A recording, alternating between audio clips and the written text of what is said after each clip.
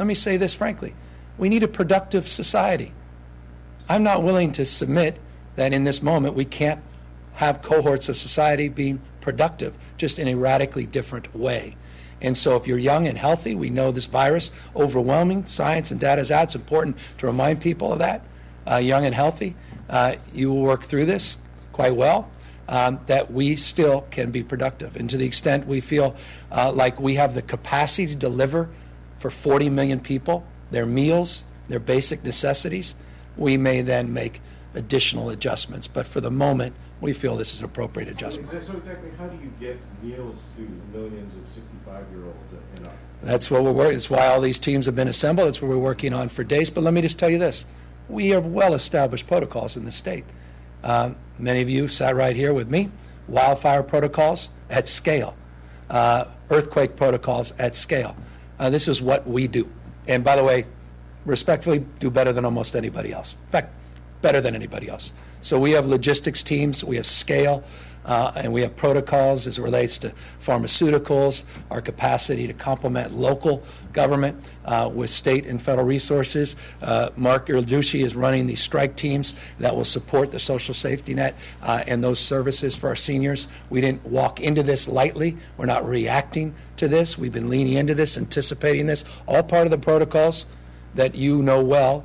We have well established through our pandemic plans and through our modeling that is ongoing in the state. Governor, when other states are closing schools statewide, and these are states that have rural areas too and rural districts, there's a perception that California may not be aggressive enough at this time. I don't deal in perceptions. I deal with reality, and I deal with reality on the ground. 85% of our kids are no longer going to go to school on Monday. And with respect, I don't think this. I know for a fact that not all these districts have planned for the needs of these kids next week. And I'm deeply concerned about their health, and I'm deeply concerned about their safety. And I'm deeply concerned about their parents' inability to go to work. And many of those parents work in hospitals, work as firefighters, work as paramedics, work as the people that would get in the gear to help us advance the mobile testing throughout the state. And with respect to those governors, they may have figured all that out and may have those protocols in process and be able to answer that in detail. But I can assure you, just last night, I was upstairs just working on foster kids that were working on campus and living on campus that quite literally are ending up in our homeless shelters because there was no plan. And that was related to the system of higher education, some of our most sophisticated folks. So perception, we deal with reality. Well, is there a benefit for having a uniform state policy? Because we have districts that are off for 2 weeks. My kid's district's off for a month. I mean, is there a benefit for having all the districts being off for the same period? Last Saturday, we put out uniform standards and guidelines for the state of California. We couldn't be more clear. Last Saturday, we laid out for schools our criteria across the state of California. And it was based upon conditions on the ground. We're not a small, isolated state. This is a nation state. I can assure you what you already know. I'll repeat it just for the purpose of emphasis for those that don't already know this. But Santa Clara County's conditions are extraordinarily different than Tulare, extraordinarily different than Madera or Colusa. And so while it may be fanciful and comforting by perception standards for some to have one size fits all, that's not the world with which we view the reality on the ground. And so there's no community spread in some communities. There's significant community spread in other communities. And so we think it's appropriate on that basis to have the kind of criteria that we allowed and advanced for consideration to be advanced. It had been done a week ago.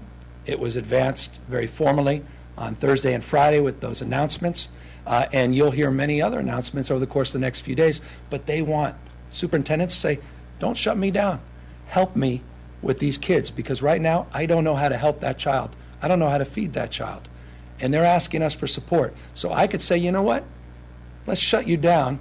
You figure it out. Or I can say, you know what? We're going to do this very thoughtfully. We're going to do it deliberately. I prefer to be responsible to the reality, not the perception. To the extent that there may be homeless people with mental illness or what have you that don't want to come to the motels or the hotels or the other facilities that you're procuring, do you use the police powers of the state to compel them? All these things are hypotheticals, and we'll meet the moment. And we have the capacity to encourage people off the streets. We have existing rules and regulations. But I say this with respect, having been a practitioner in this space on the issue of homelessness. I think there's a lot of mythology about resistance. I think it's wildly overstated. And I just don't buy that someone prefers to live in an encampment when they have the opportunity to have a key lock, a door, a house, a place to call their home, their own. I just don't. So I think that is an extreme, and there may be those circumstances, and we'll try to meet people where they are and accommodate it. But I'm not ratcheting up a mindset of enforcement police state at this stage. I take a couple from the phone as we practice social distancing. Oh, yeah. But, ma'am, sorry, the guy's behind you. Is there a timeline for this self-isolation, a guidance for seniors? How Yeah, it's effective. The guidance is being socialized in real time, effective, correct, right now. How bad is this recession going to be? I mean, we know how much. We know how. If I can answer that question. We know how tax revenues can fluctuate in the state. We've seen vanish in a hurry in previous recessions. Yeah. And obviously, we're headed into a recession. Do you feel like the $20 billion and change in rainy day money is sufficient, or? Well, we've never been in a better position to weather a recession, period, full stop. Nothing about our current fiscal status is even comparable to Lehman Day, September 15th, 2008, when the macroeconomic wheels fell off during the last Great Recession. We did not have the kind of reserves, liquidity that we have today. So we're in a completely different place. We're in a much better position. I have submitted 2 budgets. Governor Brown submitted 8. It almost, the redundancy of our call of concern extended into my 2 budgets, and that is we model a mild recession that we argue is mild in this bookmark. Less severe than 08-09, but more severe than 2001. And in that modeling, we see a 3-year impact to the state's general fund of $70 billion, which would impact, or rather to our revenue, $70 billion, but impact our general fund by $40 billion. We think within the margin of error, ability in the current environment to absorb that exists, even with our reserves and our capacity to move things around. That's current environment. To the extent this is more severe, we are better positioned, I think, the vast majority of states in this country, and you're then having a different conversation about federal supports at a level that are even more significant than the modest, $15 billion you received during the last downturn. So. Follow-up question. California has a very large immigrant population. So back to the schools and restaurants, is it your reluctance to issue more concrete guidance, putting lives at risk, given that many, especially in the immigrant community, take care of grandparents, parents, and other ailing loved ones? The guidance is crystal clear. Is it worth Bars, the guidance is very crystal clear. We are, throughout the state of California, asking all bars, nightclubs, brew pubs, others be shut down for the moment. We are asking that restaurants practice deep social distancing and deep guidelines that include reducing occupancy by roughly half. We see it essential not only for those same individuals that need a paycheck, that desperately need to know that they can feed their own family at home, that we also support them in a very thoughtful and pragmatic way, particularly if there are workers that are younger and healthier, that it should not be in fear of this virus taking their lives. We are separating, in addition to that, all customers 65 and over and those with chronic disease. We don't think. We are guided by the science, health. We are guided in a very thoughtful way, not a framework of hysteria that I think often is the case around some of the decisions that are often made before we think through the consequences. Isn't it a valid question to ask, healthy people or carriers, they can carry it home if they're carrying. That's why our guidelines are very clear as it relates to congregate facilities, seniors, making sure home isolation includes all. You have to go back. Though, Well, there's young people who are caring for their loved ones at home, what if they carry it home and then. But there's no disconnect. We have, as you know, you've been there and written about some of these, I hope, and read our guidelines that were very prescriptive as it relates to mixing, as it relates to those circumstances, and how people should conduct themselves as if they have it when they're engaging their grandparents. We've laid these things out in detailed terms. So we've done this very, very thoughtfully.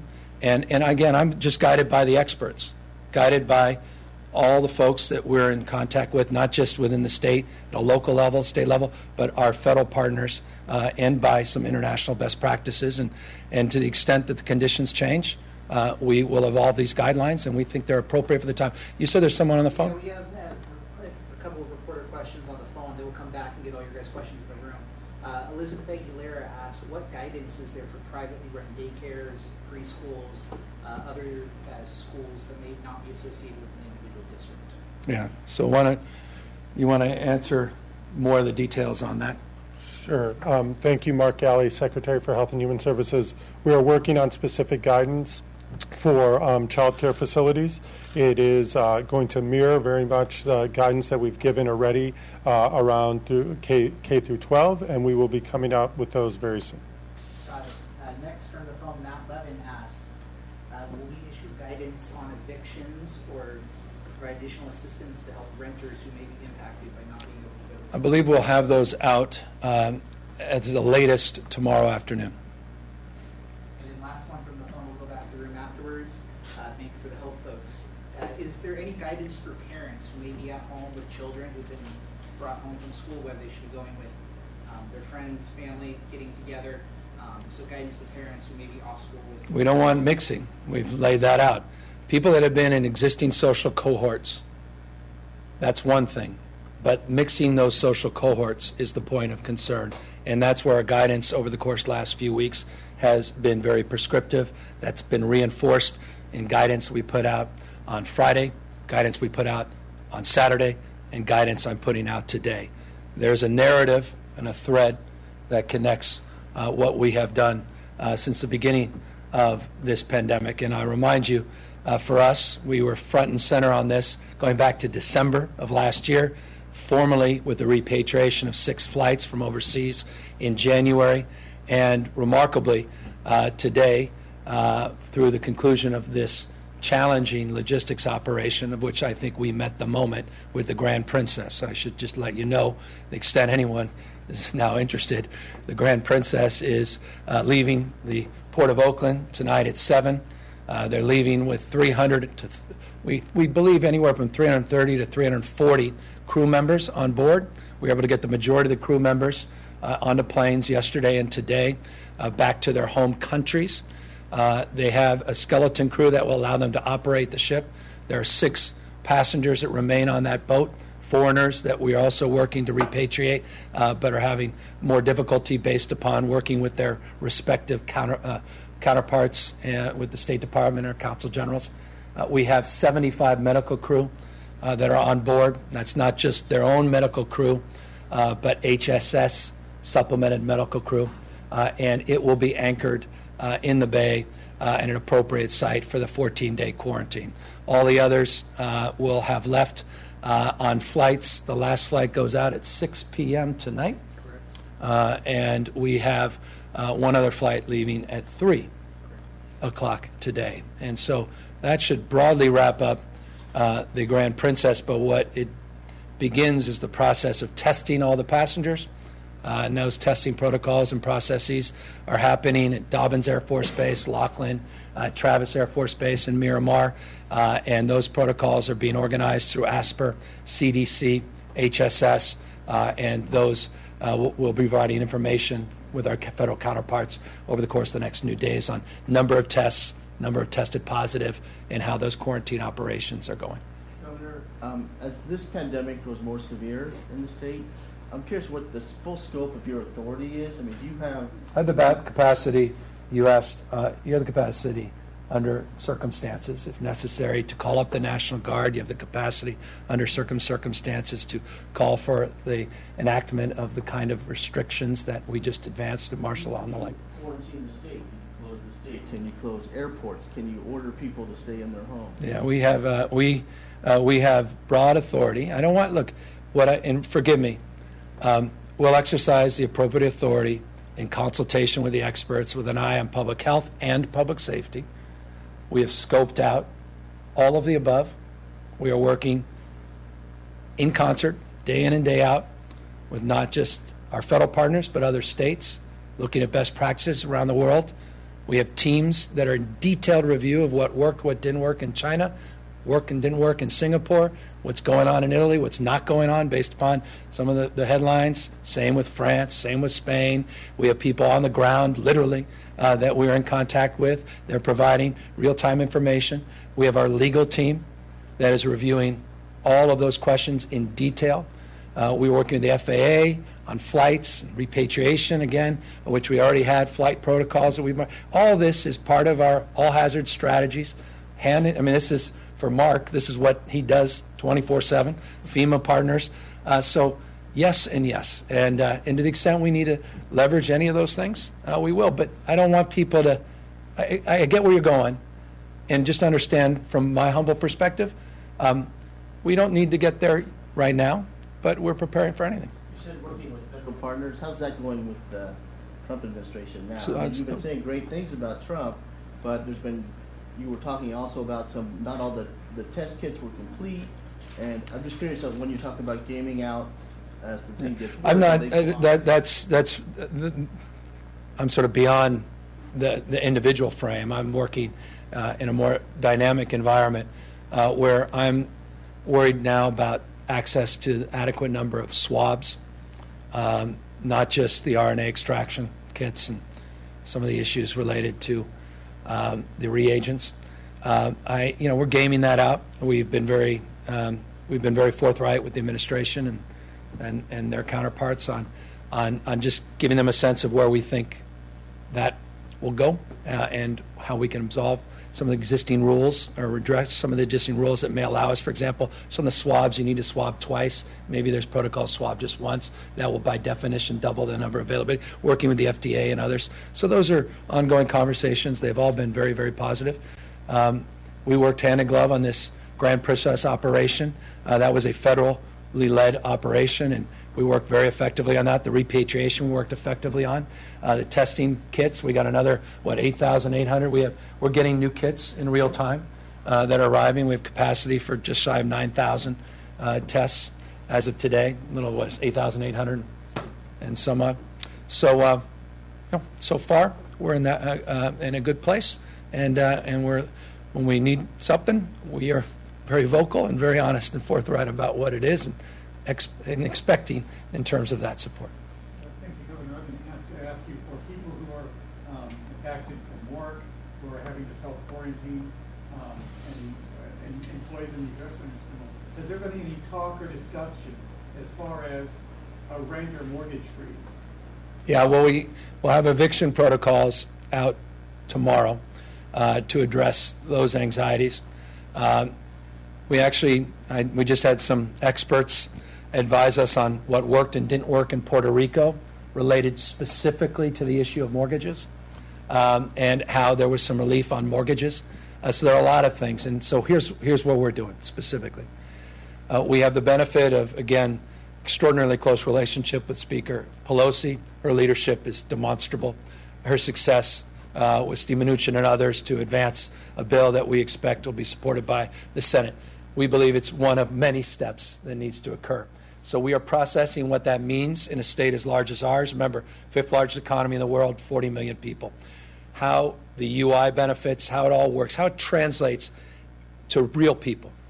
And then we're going to assess the gaps and where the state can assert itself with those gaps and where we need new rules and regulations. All that's happening in real time. I'm going to show you that's all Keeley is doing in real time with our Council of Economic Advisors and working with the budget team and working with staffs with our congressional representatives, substantively, Speaker Pelosi. There are some healthcare workers who are 65 or older. Is the directive on them to shelter in place or stay at home or isolate? Yeah, we worry about our workforce. We worry about the lives of those who are most vulnerable. I'll give you a sense of how many are still working, 70 years old, in the health field. I'll get that information back to you. But this is broadly a directive that includes all Californians. Senator, have you yourself been tested, and the same for Secretary Galli? I don't know about any of these folks. Have you all, you all have been working around the flag, have you all been tested? And same for the first partner? I said this 2 days ago, and I stand by it. Until the most vulnerable are tested, until those with symptoms or higher risk are tested, I don't think it's appropriate when I'm critical of the existing testing capacity to deny that test to someone that is in a high risk. Fortunately, I don't believe I am. My age, relative health, same with my wife. And that's just another reminder that we have the capacity to still be productive in this society, but we need to protect those that are most vulnerable to this virus. And that is why you need to distinguish. This is not, I think there's a sense, and I've done this a long time, there's a sense everything's black and white, one size fits all, go hard or don't. I caution that. You have to be guided by common sense. And you've got to remember, it's not just the application of a law or an enforcement or directive, it's the implementation of that. And my job is to anticipate the application.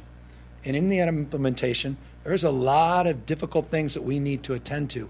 And so as this gets socialized and we see where there's areas to improve in real time, we'll support. But on the issue of being tested, I have not been and will not be tested, humbly, until I show any symptoms and or feel that others have not been appropriately tested.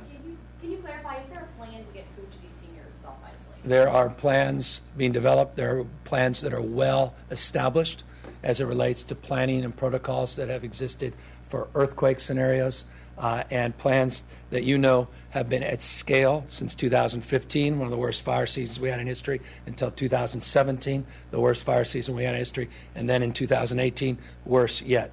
So at scale, the operations center here is a logistics center to specifically address those issues. That's a well-oiled machine.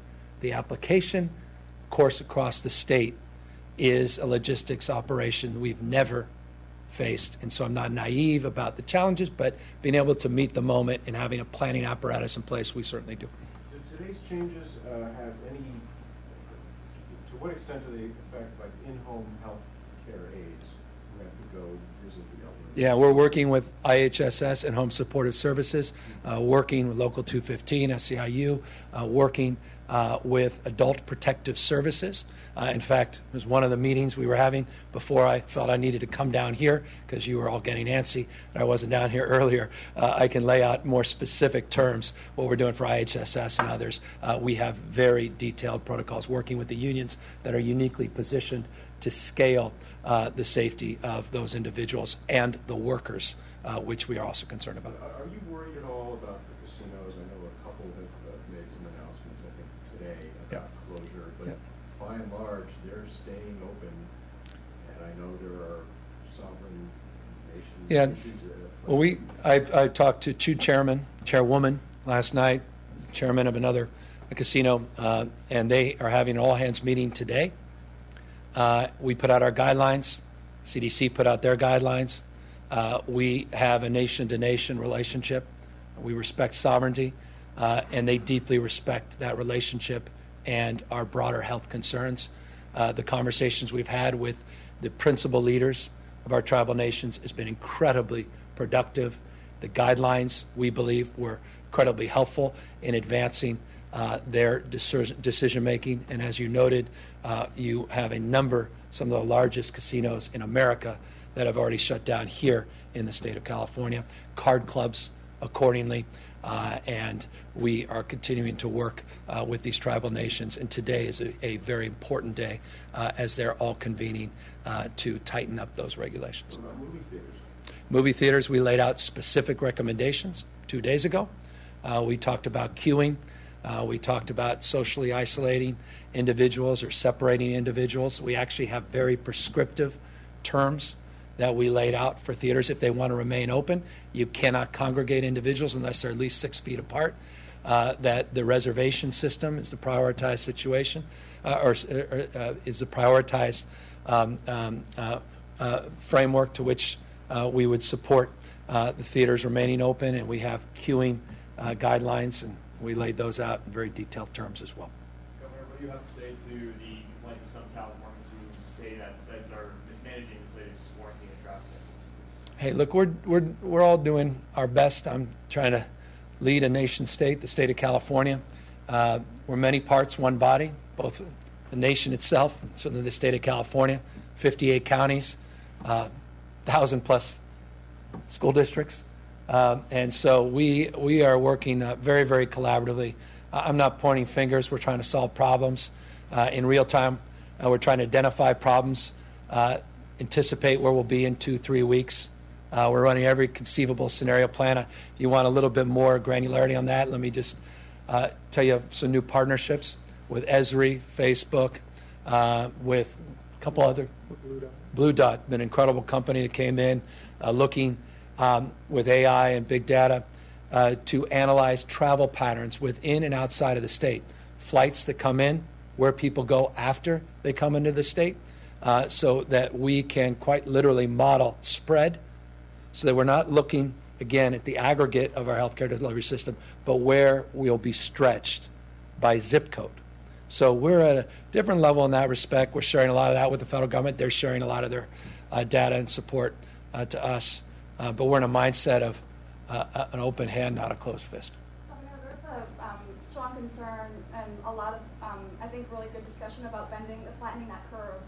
And there's, I think, widespread concern, at least from the people that I'm talking to, that actions aren't being taken fast enough. And there's a lot of parallels being drawn between what's happening here and Italy being 10 to 11 days ahead of us. And I just wanted you to maybe talk about, is that a false... No, it's what we do 24/7. About people, healthcare providers having to decide what people to keep alive and what people to let die. Look, What's happening? Is it not? Let's take a step back. Every single thing we're doing, I'll remind you what I just said, and I'll repeat it because it could be helpful. I told you that we have analyzed deeply the best practices and practices that could not be construed as good practices in China, Singapore, South Korea, Italy, Spain, Canada. We're reviewing all that in real time. I am well aware of the anxiety coming out of Italy, the headlines. That has already been identified before, respectfully, was identified on the national news or international news. And we're running every protocol and scenario. I don't think it's insignificant, respectfully, the announcement we're making today in the nation's largest state, that we are, in essence, home isolating 5.3 million people, seniors, and those with chronic illnesses that are even greater number, that we're shutting down bars and gatherings across the spectrum that we already had moved to shut down non-essential.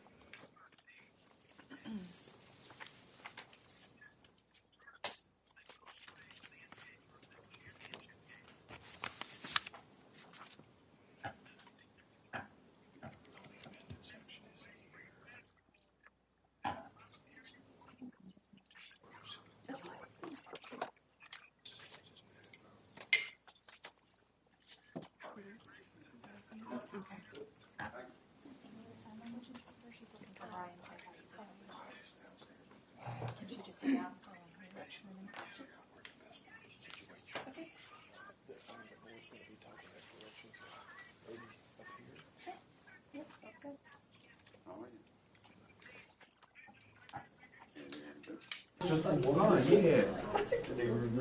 Wait, you want to video? I like it. Get away from me. I don't like her. It's so crazy. A little great game. COVID. Yeah, I can see it, obviously, so I guess. What? Okay. Yeah, can you hear me through my phone? Yeah. Oh, okay. Yeah, so my audio is dialed up to 10. Yeah, she was speaking pretty softly, so there'll be a little bit more louder. I have both the hard mic right there. But yeah, I'm dialed up to 10. So.